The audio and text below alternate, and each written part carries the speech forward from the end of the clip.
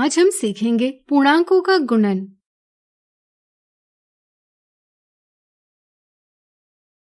हमारे जीवन में ऐसी कई स्थितियां आती है जब हमें पूर्णांकों का गुणन करना आवश्यक हो जाता है। जैसे एक व्यक्ति अपने बैंक खाते में 3 बार 500 रुपए जमा करता है तो उसने कितनी धनराशि जमा की होगी, यह 3 गुना 500 के गुणनफल से पता किया जा सकता है।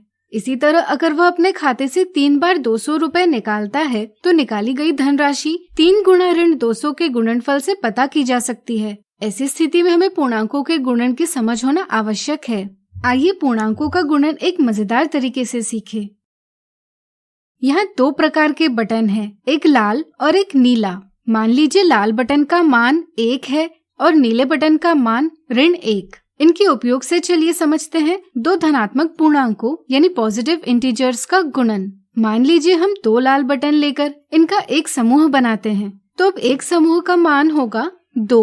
अगर हम ऐसे 3 समूह बनाते हैं तो इन सभी का मान क्या होगा? इसे प्राप्त करने के लिए हम 2 को 3 बार जोड़ेंगे। इसे ही गुणन के रूप में 3 गुना 2 से व्यक्त किया जाएगा। यहाँ दूसरी संख्या समूह का मान दर्शाती है और पहली संख्या को धन चिन्ह लगाकर हम कितने समूह जोड़े गए हैं यह व्यक्त करते हैं। चूँकि अब यहाँ कुल 6 लाल बटन है, इसलिए हम कह सकते हैं कि 3 गुना 2 का परिणाम है 6। इस तरह से किन्हीं भी 2 धनात्मक पूर्णांकों के गुणन का परिणाम धनात्मक यानी पॉजिटिव ही होता है।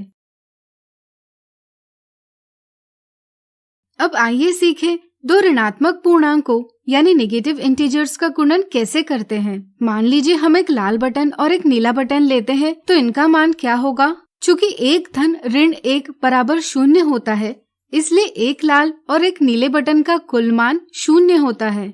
सबसे पहले हम 6 लाल और 6 नीले बटन लेकर उनके 6 समूह बना लेते हैं। चूँकि यहाँ लाल और नीले बटन की संख्या बराबर है, इसलिए इन 6 समूहों का मान 0 होगा। अब आइए 2 नीले बटन का एक समूह ऐसे 3 समूह बनाएं। क्या आप बता सकते हैं ऐसे एक समूह का क्या मान होगा? बिल्कुल सही, ऋण 1 और ऋण 1 को मिलाकर इनका मान प्राप्त होगा ऋण 2। अगर हम ऋण 2 मान के यानी कि 2 नीले बटन के 3 समूह निकाल लेते हैं तो इसे हम व्यक्त करेंगे ऋण 3 गुना ऋण 2 से। यह दूसरी संख्या समूह का मान दर्शाती है और पहली संख्या को ऋण चिन्ह लगाकर हम कितने समूह निकाले गए हैं यह व्यक्त करते हैं। निकालने की क्रिया के बाद यहाँ 6 लाल बटन बचे हैं जिनका मान है 6, यानी कि ऋण 3 गुना ऋण 2 बराबर धन 6। इसलिए हम कह सकते हैं कि किन्हीं भी 2 ऋणात्मक पूर्णांकों के गुणन का परिणाम धनात्मक ही होता है।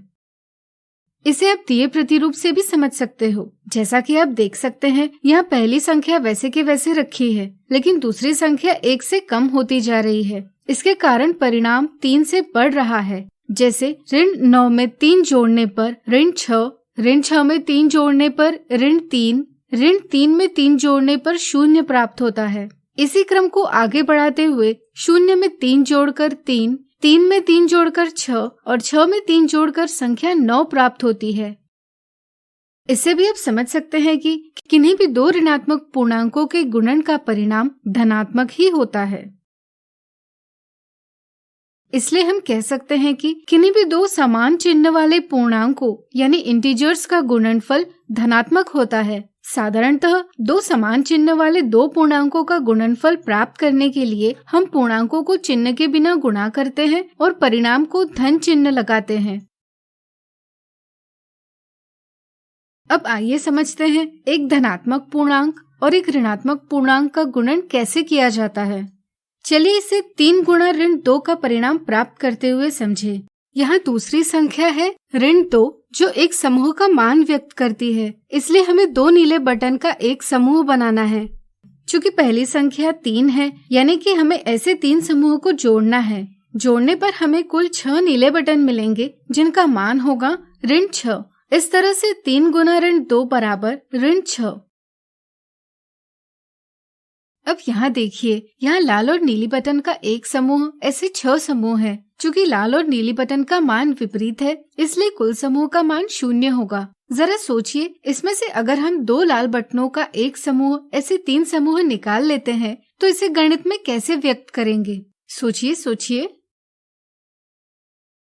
बिल्कुल सही। चूंकि हम दो लाल बटन का एक समूह बना रहे हैं, इसलिए दूसरी संख्या होगी 2 और ऐसे 3 समूह निकाल रहे हैं, इसलिए पहली संख्या होगी -3। निकालने पर 6 नीले बटन बचेंगे, यानी कि -3 गुणा 2 बराबर -6 होंगे। इस तरह से हम कह सकते हैं कि एक धनात्मक पूर्णांक और एक ऋणात्मक पूर्णांक का परिणाम ऋणात्मक यानी नेगेटिव ही होता है।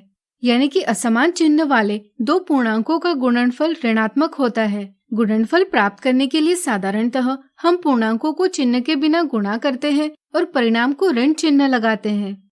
पूर्णांकों का गुणनफल संख्या रेखा पर भी प्राप्त किया जा सकता है। आइए इसे मजेदार तरीके से समझें। मान लीजिए एक व्यक्ति 0 पर खड़ा है। 0 एक मूल बिंदु यानी ओरिजिन माना जाता है। धनात्मक संख्याएं मूल बिंदु के दाईं ओर की दिशा से संबंधित होती है और ऋणात्मक संख्याएं मूल बिंदु के बाईं ओर की दिशा से संबंधित होती है। अगर पहली संख्या धनात्मक हो तो इसका मतलब वह दाईं दिशा में देख रहा है। इसी तरह अगर यह ऋणात्मक हो तो वह बाईं दिशा में देख रहा है। इसी तरह अगर दूसरी संख्या धनात्मक हो तो उसे आगे की ओर बढ़ना है और अगर वह ऋणात्मक हो तो उसे पीछे की ओर बढ़ना है। इस तरह से 3 गुना 2 में पहली संख्या धनात्मक है, इसलिए व्यक्ति दाएं देख रहा है और दूसरी संख्या भी धनात्मक है, इसलिए व्यक्ति आगे की ओर 2 इकाई दूरी का एक कदम ऐसे 3 कदम बढ़ाता है। इससे गुणन का परिणाम प्राप्त होता है 6। -3 गुना 2 में पहली संख्या ऋणात्मक है, इसलिए व्यक्ति बाएं देख रहा है और दूसरी संख्या धनात्मक है, इसलिए व्यक्ति आगे की ओर 2 इकाई दूरी का एक कदम ऐसे 3 कदम बढ़ाता है। इससे गुणन का परिणाम प्राप्त होता है -6। 3 गुना -2 में पहली संख्या धनात्मक है, इसलिए व्यक्ति दाएं देख रहा है और दूसरी संख्या ऋणात्मक है, इसलिए व्यक्ति पीछे की ओर 2 इकाई दूरी का एक कदम ऐसे 3 कदम बढ़ाता है। इससे गुणन का परिणाम प्राप्त होता है -6।